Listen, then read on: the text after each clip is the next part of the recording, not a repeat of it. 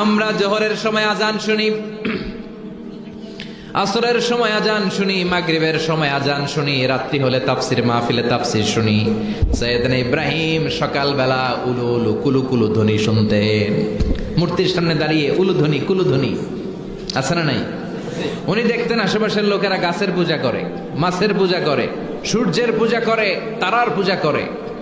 উনি দেখতেন যে গাছের পূজা করছে লোকজন। উনি তন্ময় হয়ে তাকিয়ে থাকতেন, লোকেরা গাছের পূজা করে কেন?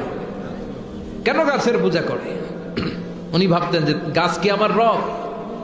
পরে দেখে না, লোকজন পূজা শেষে যখন ঘরে লাকড়ি আর কাঠ দরকার, কোপাইয়াই গাছ কেটে ফেলায়। তার মানে কিছুক্ষণ খোদা খোদা, এরপরে কোপা, এরপর তো খোদারে কোপাইলে এটা খোদা থাকে? আর কথা কন। সাইয়েদনা ইব্রাহিম আলাইহিস সালাম কনভিন্সড হতে পারেন না। এরপর দেখলেন আগুনের পূজা চলছে। কিসের? সবাই মিলে আগুনের সামনে নমস্ত নমস্ত গায়।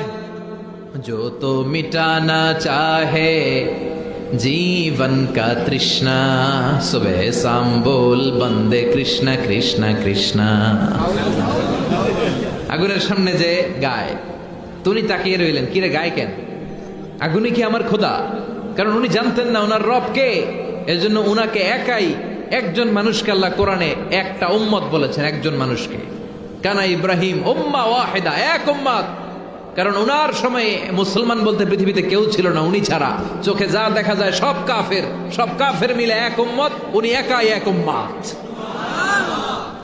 উনি দেখলেন লোকেরা আগুনের সামনে নমস্ত নমস্ত গায়, আগুনের পূজা করে, আগুনকে রব আর খোদা বলে ডাকে। আবার পূজা শেষ হলে আগুনের মধ্যে পানি ঢেলে দিলে খোদা আর নাই। আগুনে যদি পানি ঢেলে দেয়, আগুন অস্তিত্ব হারায় না? উনি আবার চিন্তায় পড়ে গেলেন, কিরে খোদা যদি এরকম অস্তিত্ব হারায় তা আমি যাবো কই? খোদার যদি এই দশা হয়, আমার হবে কি দশা? এটা তো ওনার মন মানে না।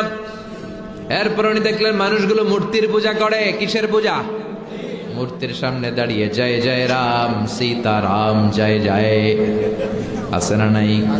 ওম নমঃ ভগবতে বাসুদেবায়, বুদ্ধাং শরণং গচ্ছামি, ধম্মং শরণং গচ্ছামি, নির্বাণং পরমং সুখং নির্বাণং পরম শান্তি, ওম শান্তি।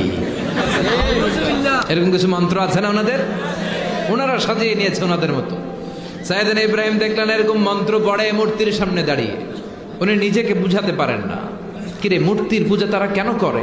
এই মূর্তিগুলো তো দেখলাম সকালবেলা নিজেরাই বানাইছে, নিজেরা বানাইয়া ওইটারই খোদা করে ডাকে। খেয়াল করে উত্তর দেন। আমি মাটি